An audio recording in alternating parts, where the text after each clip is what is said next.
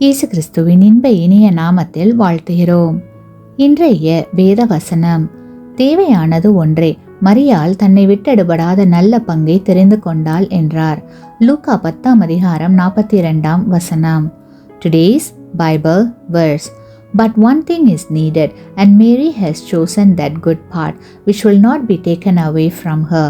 Luke chapter 10 verse 42. ஒரு போதகர் ஊழியத்திற்கு செல்லும் இடமெல்லாம் அவரது அன்பான மகளும் உடன் செல்வார். அவரது ஊழியத்திற்கு மிகவும் துணையாயிருந்தாள். அது போதகருக்கு மிக்க மகிழ்ச்சியை தருவதாக இருந்தது. திடீரென மகளிடம் ஒரு மாற்றம் உண்டாயிற்று. இப்போது போதகர் ஊழியத்திற்கு அழைக்கும் போதெல்லாம் சாக்கு போக்கு சொல்ல தொடங்கினாள். இது போதகருக்கு கவலை அளித்தது.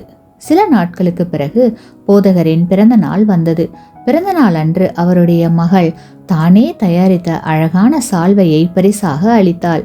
மகள் தன்னுடன் வராமல் தான் வெளியே சென்ற போது வீட்டிலிருந்து ரகசியமாக இந்த சால்வையை தனக்காகவே தயாரித்திருக்கிறாள் என்பது போதகருக்கு அப்போதுதான் புரிந்தது.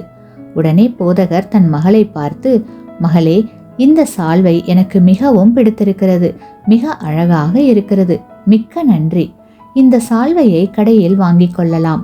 ஆனால் ஊழியத்திற்கு நான் செல்லும் போதெல்லாம் நீ என்னுடன் வருவதையே நான் பெரிதும் விரும்புகிறேன்.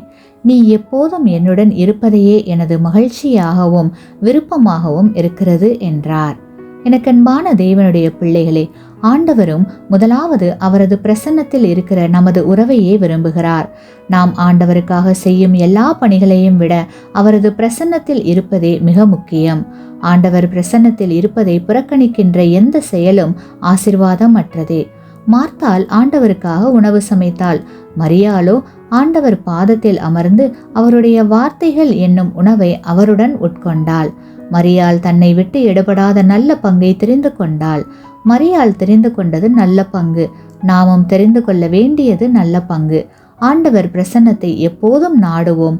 அவர் உறவில் எப்போதும் மகிழ்வோம். ஆசீர்வாதம் பெறுவோம். ஆமேன். நீங்கள் பெற்ற இந்த ஆசீர்வாதத்தை மற்றவர்களோடு பகிர்ந்து கொள்ளுங்கள்.